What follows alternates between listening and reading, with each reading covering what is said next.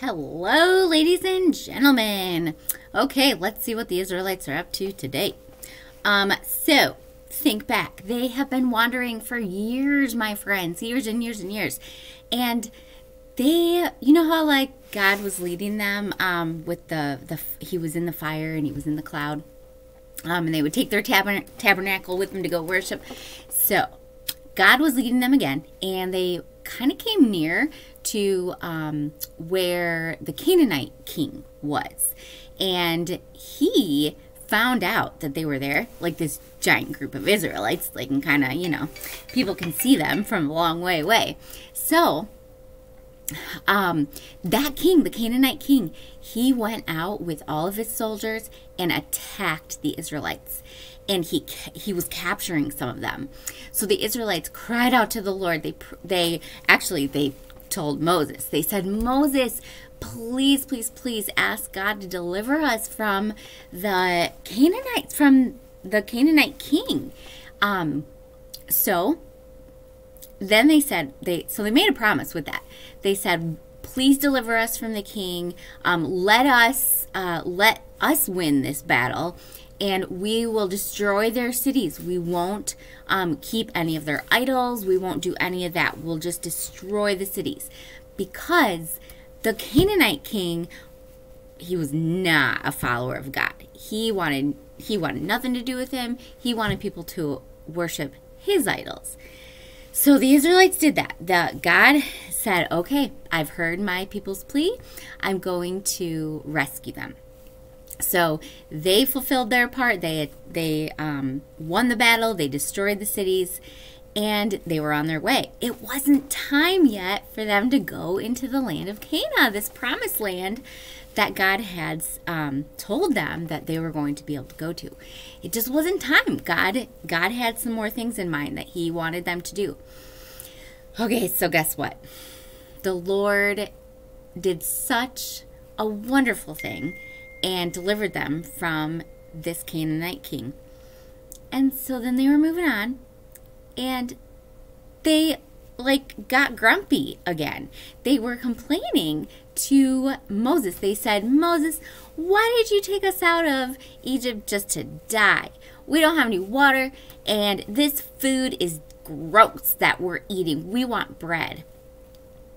And when God had these Israelites completely complaining about the stuff he was providing, remember, he was actually providing them with manna, so like little wafers kind of, and they were like a little sweet, like honey. And he was also providing them with quail. And then along the way, when he decided, he would give them water.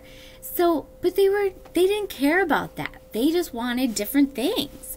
And so when they complained, God decided that he had to discipline them. He had to teach them that it's not okay to be ungrateful for the things that we have. It's not okay to complain against our leaders, so Moses was kind of like their dad, right? He was like their leader.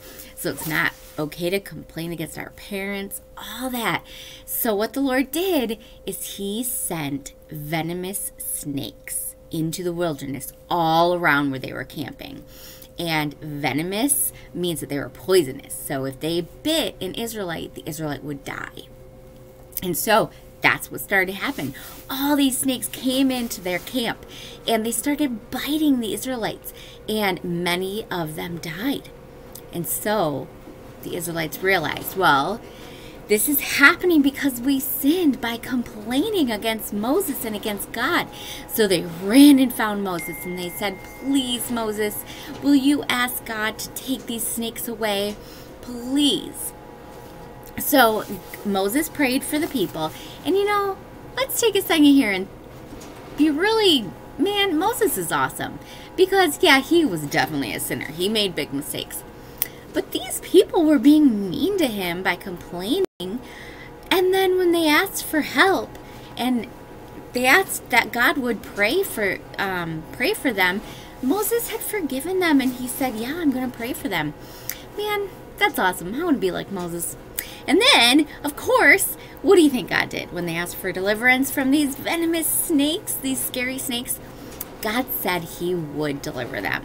God is so gracious to us when we complain against our parents or whatever it is at school. God is so gracious to us, and he helps us even when we don't deserve it.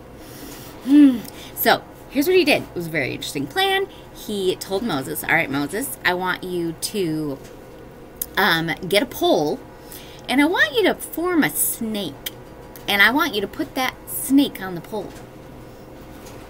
And then tell the Israelites that anytime they are going to get bit by a snake, or they are bitten by a snake, they have to look to that pole, look at that serpent, and they'll be saved.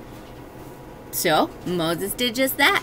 He made a snake out of bronze, metal, and he formed it into a snake, and then he put it up on this pole, and he told the Israelites, okay, if you guys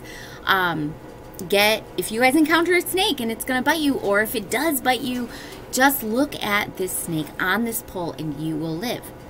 So the Israelites probably thought that was a little strange, but it was a way for God to remind them, trust in him. He's going to take care of them. And it was actually kind of pointing towards their Savior, who would one day also be on a pole, and in his case, a cross. So the Israelites did it. When they encountered a snake, they would look up at the pole, they were healed. And many of them did that, and they lived. That is the story of the bronze snake by Sunday School.